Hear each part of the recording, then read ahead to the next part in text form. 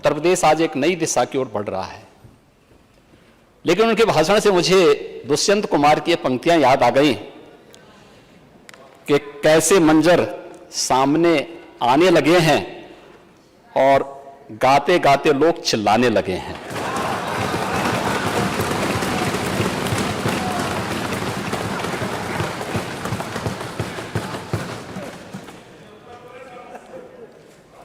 भाषण बजट पर केंद्रित होते तो लोग मानते, जो भी रहा होगा, मैं खैर उस पर आऊंगा भी।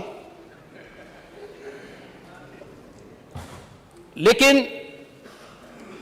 बजट पे भाषण केंद्रित होता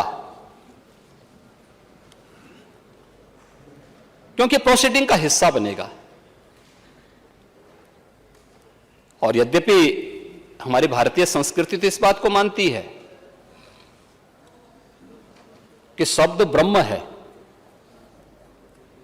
हम जो बोलते हैं वो नष्ट नहीं होता है,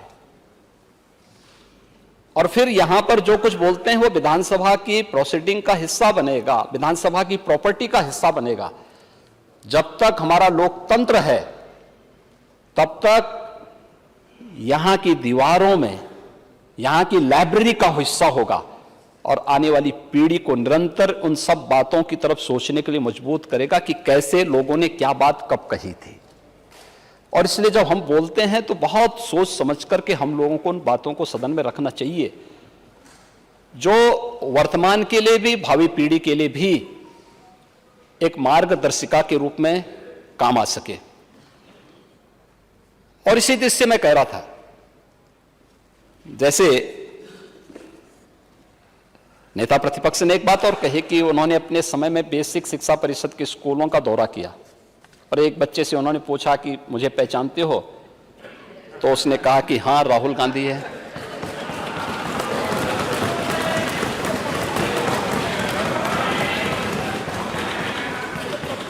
बच्चे भोले भाले होते हैं लेकिन मन के होते हैं सच्चे।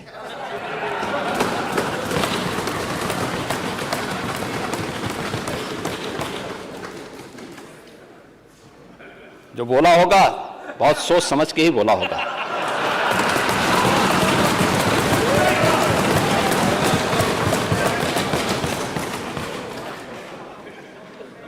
फर्क बहुत ज्यादा नहीं है।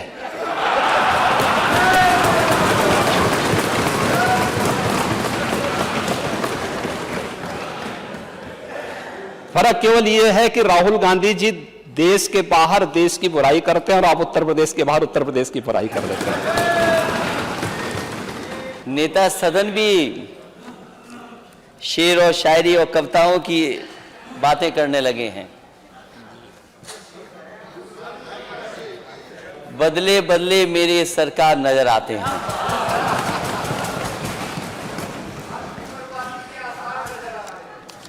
वो आपकी बर्बादी के, वो अगली लाइन थी।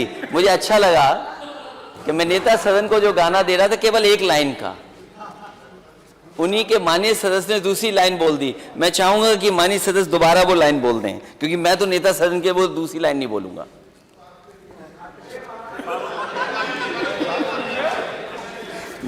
मैं नेता सदन के लिए वो दूसरी लाइन कैसे पढ़ सकता हूं?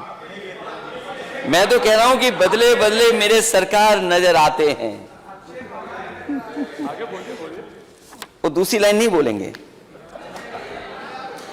अध्यक्ष महोदय, नेता सदन ने यह कहा कि पहला बजट 1947 में आया था। ये बात सही नहीं है। पहला बजट 1952 में आया था।